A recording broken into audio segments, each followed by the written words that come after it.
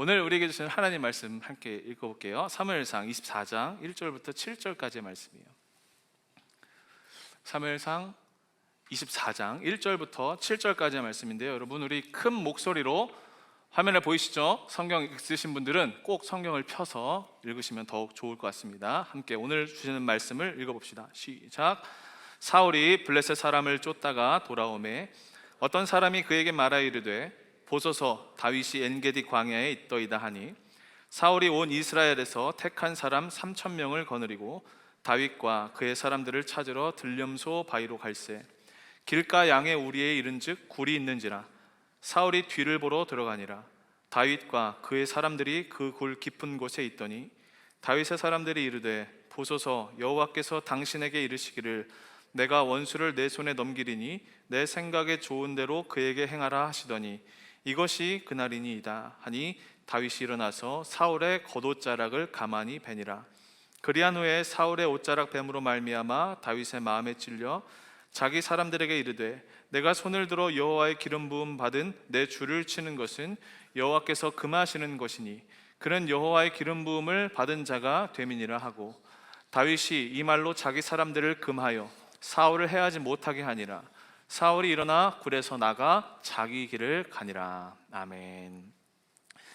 여러분, 오늘은 제가 좀 다소 주일날 이런 이야기를 해도 되나 싶은 좀 민망하고 더러운 얘기를 좀 하겠습니다. 똥 얘기입니다. 지금 어떤 상황입니까? 사울이 다윗을 계속 쫓고 있어요. 또 다윗은 사울을 피해서 숨고 있어요. 쫓고 쫓기는 추격전이 계속 이어지고 있어요. 자, 그때 다윗이 머물고 있던 곳이 어디냐면 엔게디라는 광야였어요. 여러분, 엔게디라는 곳은 이스라엘의 사해 바다 아시죠? 그 사해의 바로 근처에 있는 작은 오아시스인데 이 엔게디 오아시스 그 옆에 또 가보면 깎아지른 듯한 절벽, 넓은 고원이 있어요. 거기가 이렇게 침식이 돼서 깊게 골이 파인 거예요. 그래서 이게 어느 정도가 됐냐면 수백 미터나 되는 높은 협곡을 이루고 또 거기에 수많은 동굴들이 형성돼 있어요. 자, 여기가 바로 엔게디 광야예요. 지금 다윗을 따르는 무리들과 함께 그 광야에 숨어 있는 거예요. 자, 그런데 이 다윗은 단순히 이 엔게디 광야에서 몸을 피신하고만 있었던 게 아니에요. 뭘 했느냐? 거기서 하나님의 연단과 훈련을 받았어요. 여러분, 성경에서 이 광야라는 것은 언제나 유혹과 시험이 있는 장소입니다. 여러분, 근데 이 시험과 유혹은 다른 거라는 거 아세요? 성경에는 시험으로 표현되어 있는 이 시험이란 말은요, 두 가지 종류가 있습니다. 하나는 유혹이고 하나는 말 그대로 시험입니다. 영어로는 temptation, 유혹하는 거예요. 둘이 뭐한 차이가 있냐면 유혹은 사람을 넘어뜨리게 만드는 거예요.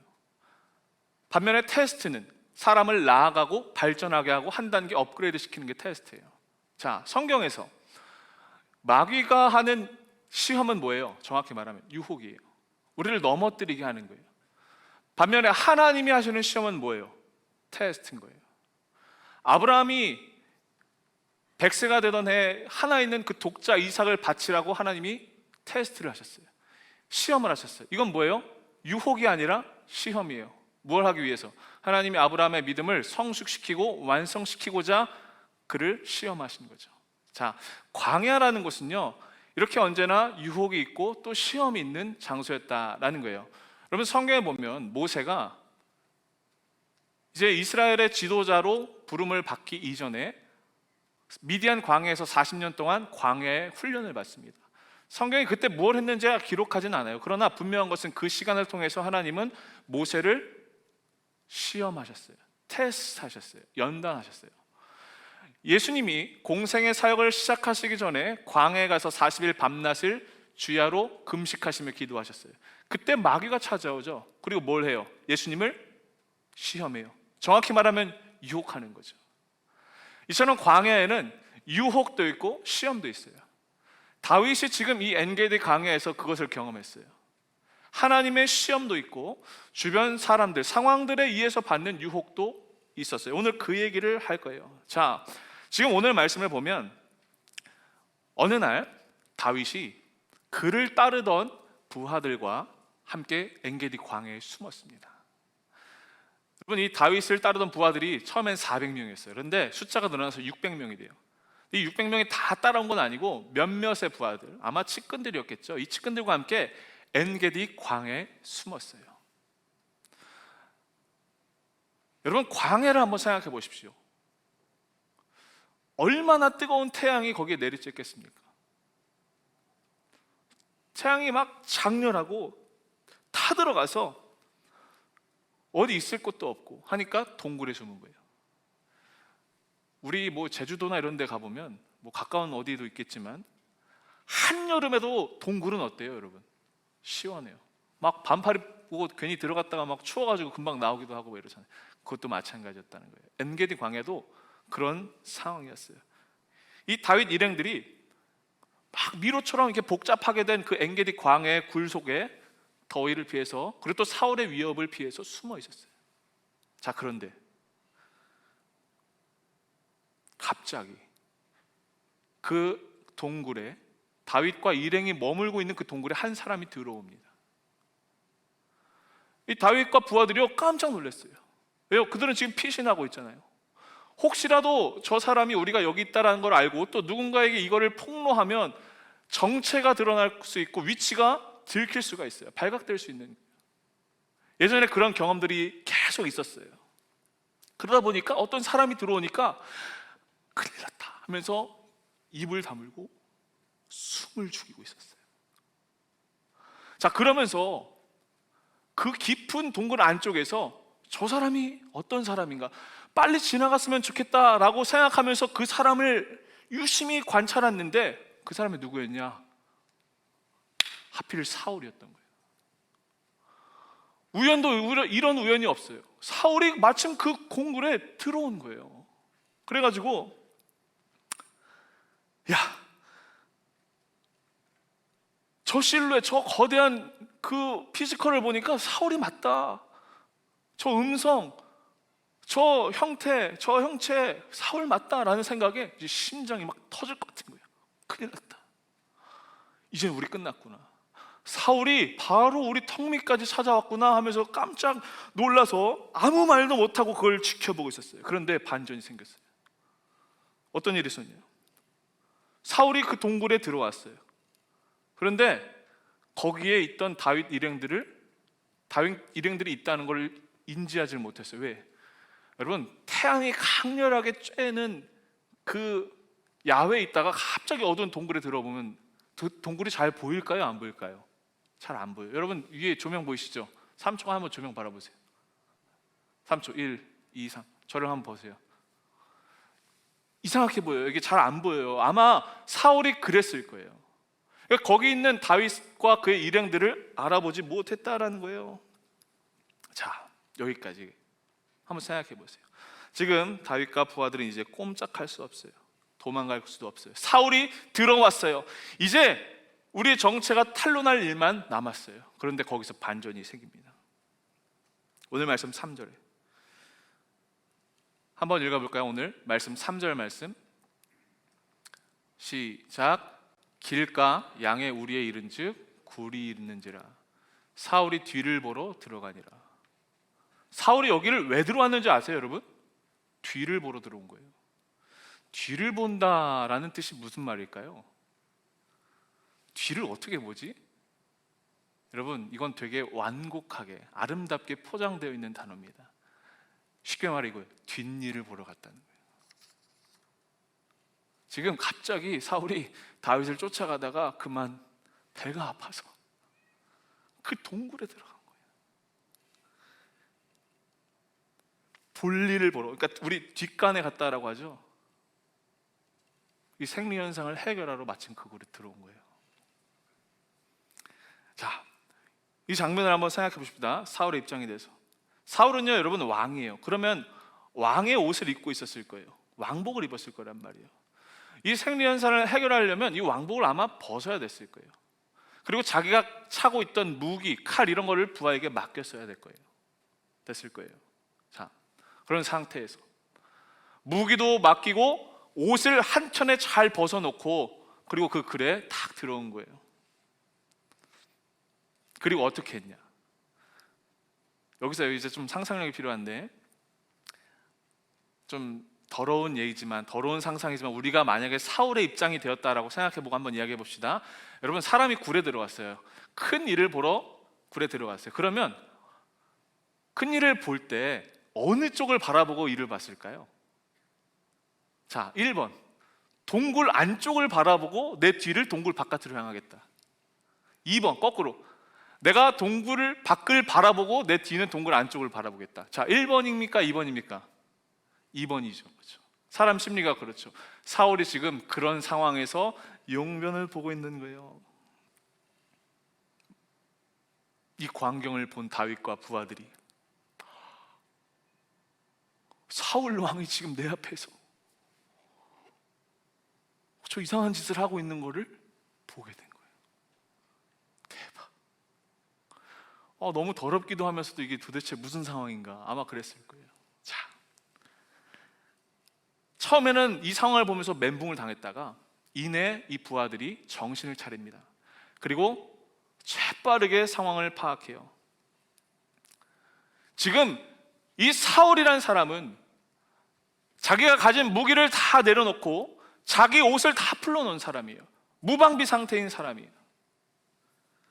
그러니까 그들의 마음속에 어떤 생각이 들었어요? 지금이 기회다, 절호의 찬스다 라고 해서 그들의 리더인 다윗에게 이렇게 얘기해요.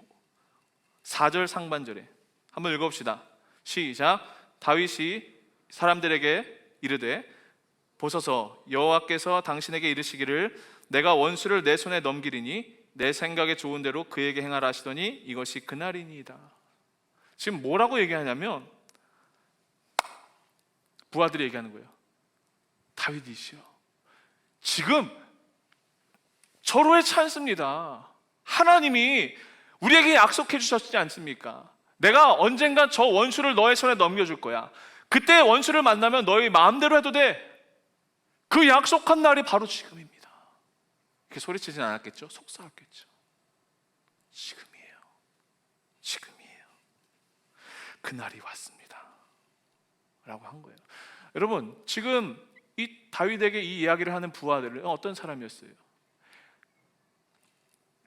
사울의 통치 아래서 상처받은 사람들, 빚진 사람들, 마음이 원통한 원한이 있는 사람들이 바로 여기 모인 사람들이었어요. 그렇죠? 아둘람굴에 모인 400명 어떤 사람들이었다고요? 세 부류의 사람들이었잖아요. 그렇죠? 모두 다 사울에게 불만이 있는 사람들이었어요. 사울의 통치에 도저히 견딜 수가 없어서 그곳을 떠나온 사람들이었다는 거예요.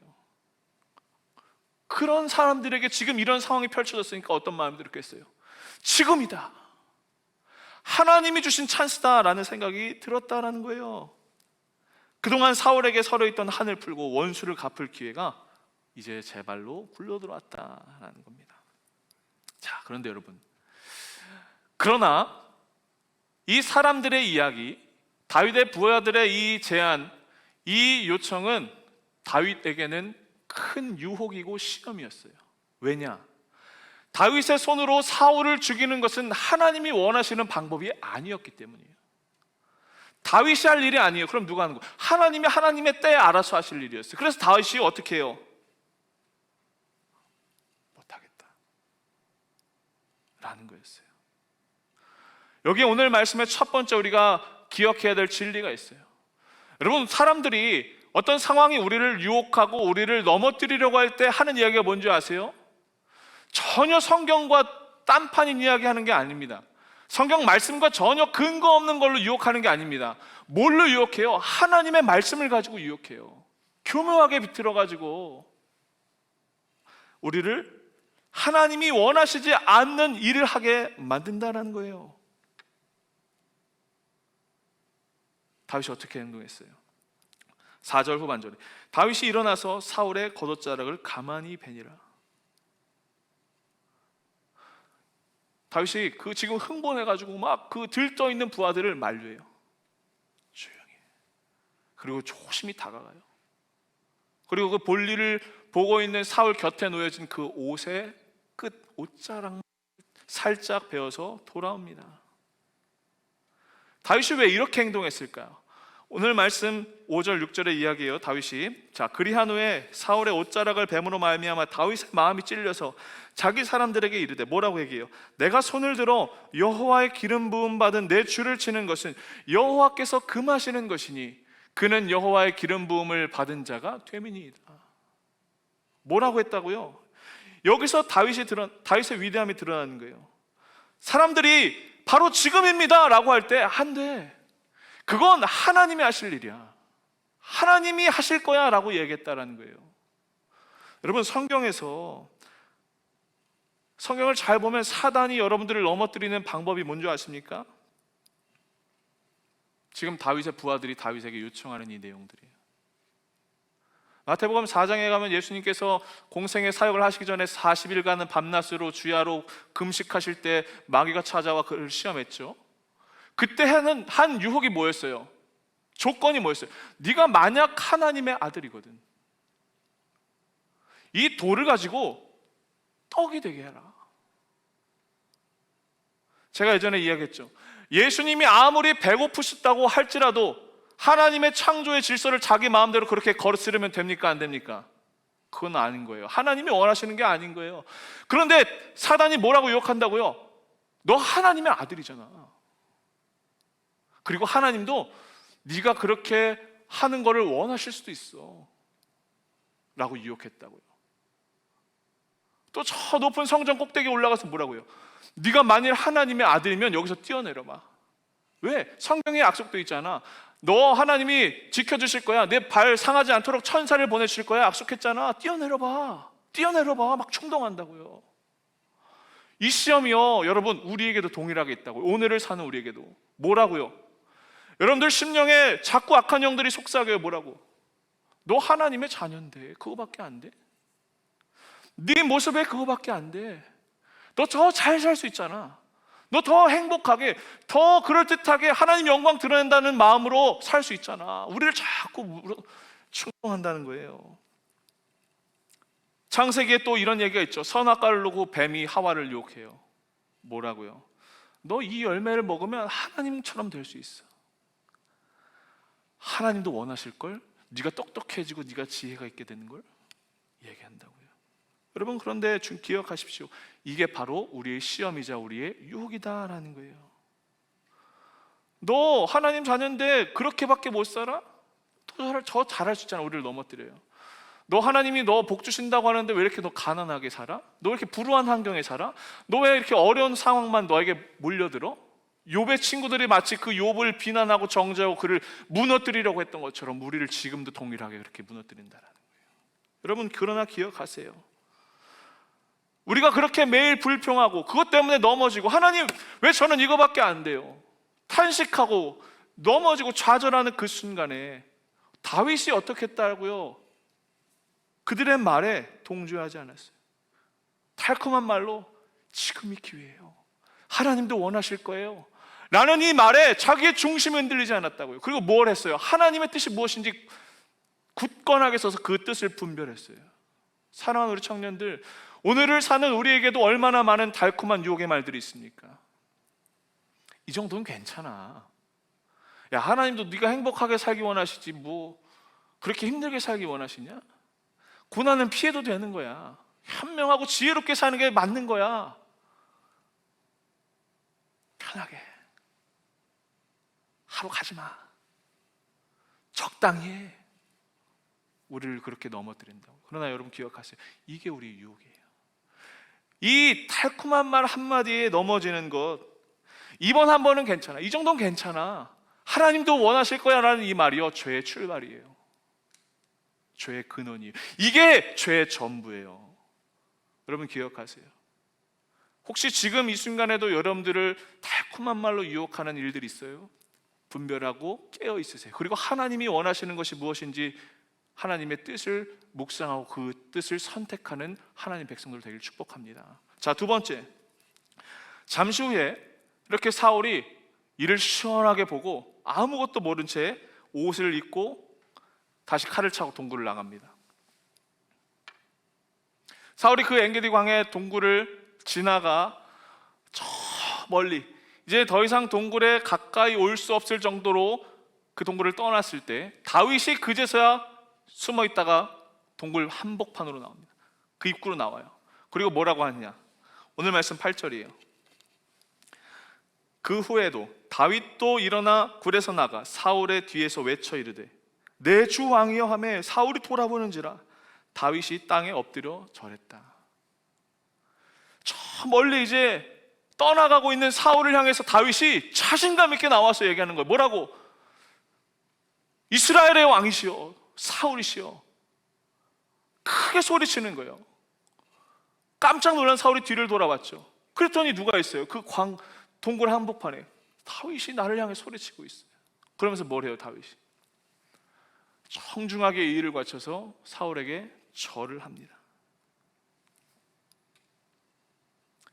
그리고서는 다시 사울에게 외쳐요. 왕이시여, 제가 왕께 드릴 말씀이 있습니다. 왕은 왜 저를 미워하십니까? 저를 왜 그토록 죽이려고 하십니까? 왕의 주변에서 제가 왕을 싫어한다라고 모함하는 사람들의 이야기만 왜 들으십니까? 자, 이걸 보십시오 하면서 뭘 들어요? 그 잘려진 옷자락을 드는 거예요. 조금 전에 왕이 이 동굴에 들어왔을 때 제가 충분히 왕을 죽일 수 있었습니다. 이 옷자락이 베어진 것처럼 왕의 생명을 벨 수 있었습니다. 저 그러나 그렇게 하지 않았습니다. 왜? 하나님이 원하시지 않기 때문입니다 하면서 결정적인 한마디를 해요. 당신은 하나님께서 기름 부으신 자이기 때문입니다. 뭐라고 했다고요? 당신은 하나님이 기름 부으신 자이기 때문입니다 라고 얘기했다고요. 감히 제가 어떻게 그 하나님의 선택된 종을 선택해야 할 수 있겠습니까? 라고 얘기했다라는 겁니다. 자, 여기서 우리가 또 하나 기억해야 될 진리가 있어요. 두 번째, 여러분, 다른 사람들은요 그 동굴에서 사울을 보면서 야, 이제 우리 제거 대상이 찾아왔구나, 사울을 대적으로 인식하고 있을 때 그 동굴에서 다윗은 사울을 보면서 뭐라고 생각했다고요? 하나님의 기름 부음 받은 종. 참 놀랍지 않나요, 여러분? 같은 현상, 같은 사람을 보고 있어요. 그렇죠? 다윗의 부하들도, 다윗도. 그러나 보는 관점이 너무나 달라요. 누군가에게 그 사울은 대적이었어요. 또 반대로 다윗에게는 하나님의 기름 부음 받은 종이었어요. 이게 뭘까요? 다윗이 그 사울을 피해 도망하는 광야의 생활을 통해서 뭘 봤다고요? 모든 일에, 모든 순간에, 모든 사랑과 모든 사건 속에 하나님이 어떻게 역사하시는가, 하나님의 관점으로 모든 일을 보기 시작했다는 거예요. 사울은 그 동굴 안으로 들어오는 사울을 봤을 때 적으로 본 것이 아니라 하나님이 세우신 자로 보았어요. 여러분, 왕이여 지금 내 앞에서 볼일을 보고 있습니다. 인간에게 가장 수치스럽고 가장 밑바닥을 보여주는 장면이라고 생각해요. 다윗의 대적들이요, 안 그래도 지금 내가 제거하고 싶은 저 사울이 내 눈앞에 있는데 그가 마침 또 뭘 하고 있어요? 차마 입에 담기 힘든 더러운 일을 하고 있어요. 얼마나 이야기하기 좋아요. 야, 사울 내가 봤잖아. 더럽더라. 응? 야, 걔 진짜 밑바닥이야. 구질구질하더라. 이렇게 얘기할 수 있다고. 그러나 그 상황에서 다윗이 뭘 봤어요? 이 사람은 하나님의 기름 부으심을 받은 종이다 라는 거였어요. 사랑하는 여러분, 동굴이라는 것은 자기가 하는 짓을 남들이 보지 못하는 곳입니다. 아무도 보지 않는 칠흑 같은 어둠이 깔려 있는 것이에요. 이 말은 뭐냐? 내 죄악을 가릴 수 있는 곳이 바로 동굴이었다라는 거예요. 다윗이 자기 부하들과 입만 맞춰서 사울을 죽이고 그 죽음을 은폐하고 자신의 명분, 정당성 찾는 거 식은 죽 먹기였어요. 그 동굴에 있는 사람들만 눈을 가리면 모든 것이 가려질 수 있는 상황이었어요. 그러나 뭘 했어요? 이 사람은 하나님이 선택하신 종이다. 하나님의 관점으로 모든 일을 바라보았다라는 겁니다. 그곳에서 그 아무도 보지 않는 그 동굴에서 뭘 했어요? 하나님의 역사, 하나님의 임재를 느끼는 사람이 바로 다윗이었다라는 거예요. 여러분들께 질문해 볼게요. 여러분, 혼자 있을 때, 아무도 나를 바라보지 않을 때 만나는 하나님 있으세요? 내가 혼자 있을 때 만나는 하나님이 여러분들이 만나는 진짜 하나님입니다. 사람들이 많은 데서, 사람들 보이는 데서 찬송하고 뜨겁게 하는 것 물론 좋죠. 그러나 진짜 하나님은, 그 사람이 만나는 진짜 하나님 어디 있다고요? 아무도 보지 않는 이 엔게디 광야 동굴 같은 그 상황에서. 여러분, 콜한데요, 하나님 앞에서 어떤 사람이십니까? 하나님의 임재를 느끼세요? 하나님이 지금 이곳에 나를 지켜보고 계신다는 걸 여러분 인식하면서 살고 계세요? 매일의 일상 가운데서 아무도 보지 않은 그곳에서 여러분 하나님 느끼고 계십니까? 여러분들의 앞으로의 일주일의 삶, 여러분들의 평생의 삶이 날마다 코람되어 하나님 앞에서 하나님을 인식하고 하나님을 찾고 하나님의 역사하심을 바라볼 줄 아는 그런 믿음의 삶이 되기를 축복합니다. 그리고 또 하나, 모든 것을 하나님의 역사하심을 보는 눈이 다윗에게 있었어요. 다윗처럼 사람들의 시선과 상황에 상관없이 모든 상황, 모든 사건, 모든 일에 녹아있는 하나님의 역사를 바라볼 줄 아는 주의 거룩한 백성들 되기를 축복합니다. 누군가는 거기서 야, 쟤는 끝이야, 더러워 라고 말할 그때 여러분들은 하나님의 관점으로 그 상황을 바라보셨으면 좋겠어요. 이것이 다윗의 두 번째 위대함이었어요. 마지막 세 번째, 여러분, 다윗이 사울을 만난 이 엔게디 광야는 말 그대로 광야이지만 이 광야의 특징이 뭐냐면 물이 많은 곳이었다는 거예요. 이 엔게디 광야에 대한 자료들을 보면 폭포들이 많이 있어요. 뭐 이름을 다윗의 폭포 뭐 이렇게 정하기도 했는데, 성지 이렇게 관련된 자료들을 보면 엔게디 광야는 다른 광야와는 달리 항상 물이 끊이지 않고 솟아나요. 물이 흘러요. 그럼 참 신기하지 않습니까? 광야가 어떤 곳입니까? 막 물이 넘치는 곳입니까? 아니죠. 그렇다고 그 이스라엘 중동 지역에 막 울창한 산림이 있습니까? 그런 것도 아니에요. 그런데 엔게디는 어떻게 그런지 모르겠는데 항상 그 광야에는 물이 끊임없이 흘러나왔어요. 폭포수처럼, 아니 폭포수가 그냥 흘러나오는 거예요. 1년 내내 곳곳에서 물이 흘러나요. 그래서 그 엔게디를 가보면 이렇게 웅덩이 같은 게 많이 있어요. 그리고 이 물이 얼마나 깨끗하냐면 그 물을 바로 마셔도 돼요. 이스라엘의 3대 그 생수 회사 중에 하나가 이 엔게디 생수라고 하더라고요. 우리나라 뭐 제주도 삼사도 같은 느낌이겠죠. 그만큼 물이 풍부한 곳이 바로 이 엔게디라는 거예요. 자, 그런데 여러분, 광야에서, 보통 광야에서는 비가 많이 오는 우기에만 물이 많이 흐릅니다. 골짜기가 막 흘러요. 물이 흘러요. 이것을 가리켜서 뭐라고 하냐면 와디라고 해요. 와디. 반대로 비가 오지 않는 건기에는 어떻게 될까요? 뭐 강이 흐르고 뭐 천이 흐르는 게 아니라 물줄기가 졸졸 흐르거나 아예 물이 흐르지 않는 거예요. 이게 와디예요. 이해가 되세요? 비가 오지 않는 건기에는 메마른 골짜기인데 우기 때만 되면 큰 물줄기가 되는 게 와디다라는 거예요.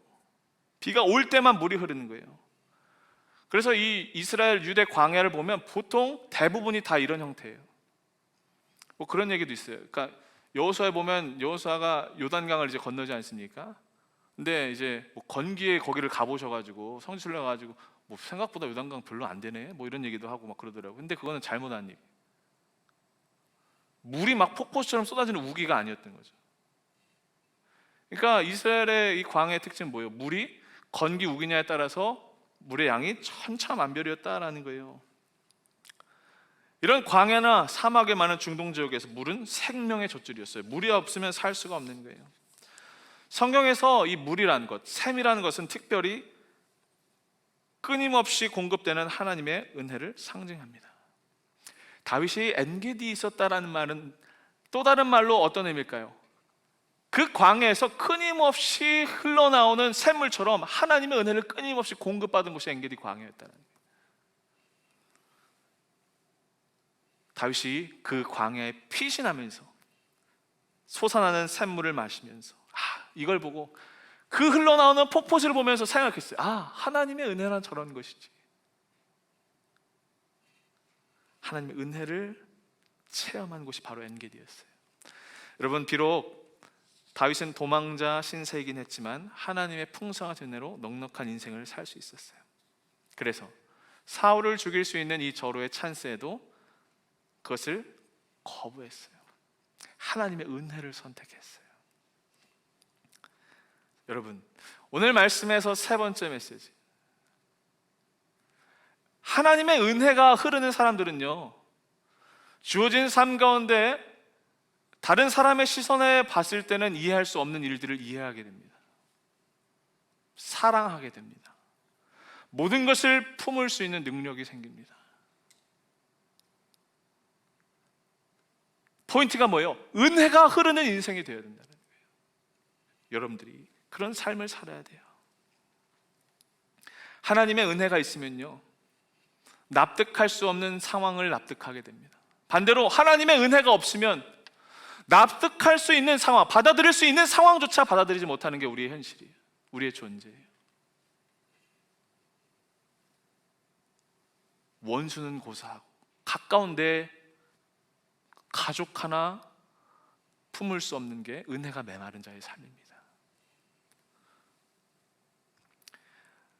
이 시간 간절히 축복하고 바라는 것은 여러분들이 다윗이 엔게디 광야에서 경험한 그 샘물, 그 폭포수같이 흐르는 하나님의 은혜를 경험했던 것처럼 여러분들의 삶이 날마다 그 하나님의 은혜가 있는 곳에, 그리고 여러분들의 삶이 그 은혜를 흘려보내는 삶이 되기를 주의 이름으로 간절히 축복합니다. 여러분, 하나님은요, 언제나 우리의 삶에 풍성한 은혜를 베풀어 주시는 분이에요. 하나님의 은혜의 보좌를 사모하고 그 은혜의 생수를 사모하고 갈망하는 자에게 때를 따라 돕는 은혜를 주시는 분이 바로 우리 하나님이세요. 우리가 해야 될 것 무엇입니까? 여러분, 은혜가 있는 곳으로 나아가세요. 은혜의 폭포수가 흐르는 그곳으로 나아가셔야 돼요. 다윗이 그 엔게디에서 하나님의 은혜를 경험했기 때문에 이 상황을 받아들이고 그 상황을 이겨낼 수 있었던 것처럼 여러분들이 그 은혜의 자리가 있는 곳에 나아가야 여러분들의 삶에 펼쳐지는 수많은 일들 가운데서도 하나님의 은혜로 모든 걸 감당할 수 있다는 거예요. 마귀가 여러분들 어떤 사람들을 찾아다니며 넘어뜨릴까 돌아다니고 있을까요? 은혜가 메마른 사람. 여러분, 결단하죠. 은혜가 있는 자리에 내가 항상 있겠다. 그것이 어느 자리여도 좋습니다. 예배의 자리건, 나 혼자 하나님과 묵상하고 하나님과 교제하는 시간이건, 아니면 내가 함께 은혜를 나눌 수 있는 사람들의 모임이건, 어느 곳이라도 좋아요. 중요한 건 뭐예요? 은혜가 있는 곳에 있어야 된다는 거예요. 이게요, 우리의 인생을 완전히 바꿔놓고 갈라놓을 수 있는 중요한 키입니다. 사랑하는 여러분, 말씀을 마칠게요. 오늘 세 가지 말씀드렸어요. 다윗이 엔게디 광야에서 사울을 우연히 만났어요. 그러나 뭘 했어요? 유혹과 시험이 찾아왔을 때 입싹 닫고 그냥 이것만 처리하면 되는 그때 뭘 했어요? 이건 하나님의 방법이 아니라고 그걸 과감하게 거부했어요. 이게 첫 번째 위대요. 두 번째, 그 아무도 보이지 않는 곳에서 누군가는 이제 끝났다, 잘 됐다 라고 생각하는 그 모든 것을 부정적으로 바라보는 그 시간에, 그 순간에 다윗은 하나님의 관점으로 상황을 바라봤어요. 마지막 세 번째, 그가 이런 행동을 할 수 있었던 것은 엔게디 광야, 그곳은 은혜의 강수, 은혜의 강물, 샘물이 날마다 솟는 곳이었기 때문이었다는 거예요. 청년들, 은혜를 선택하세요. 은혜의 자리를 기억하세요. 그 자리를 절대 놓치지 마세요. 여러분들의 심령이 지금 메말라 있습니까? 지금 이 은혜의 보좌 앞에 나와서도 여전히 은혜가 말라서 갈망하고 탄식하고 있습니까? 여러분, 다시 기도하세요. 하나님, 나에게 은혜를 부어주소서. 하나님의 은혜로 살기 원합니다. 모든 것을 이기고 넉넉히 승리하는 믿음의 삶을 살기 원한다 라는 고백으로 여러분들의 삶 가운데서도, 한 주간의 삶 가운데서도 믿음으로 승리하는 주의 거룩한 백성들, 믿음의 종들이 다 되시기를 주의 이름으로 간절히 축복합니다. 함께 오늘 말씀 가지고 결단하며 찬양합시다.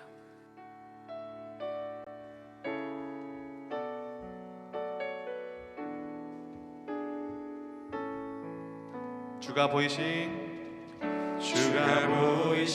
생명의 길, 나 주님과 함께 상한 마음을 들이며 주님 앞에 나가리. 나의 의로움이 되신 주, 그 이름 예수, 나의 힘이 되신 이름 예수. 나의 길 오직 그가, 나의 길 오직 그가 하시나니. 나를 단련하신 후에 내가 정금같이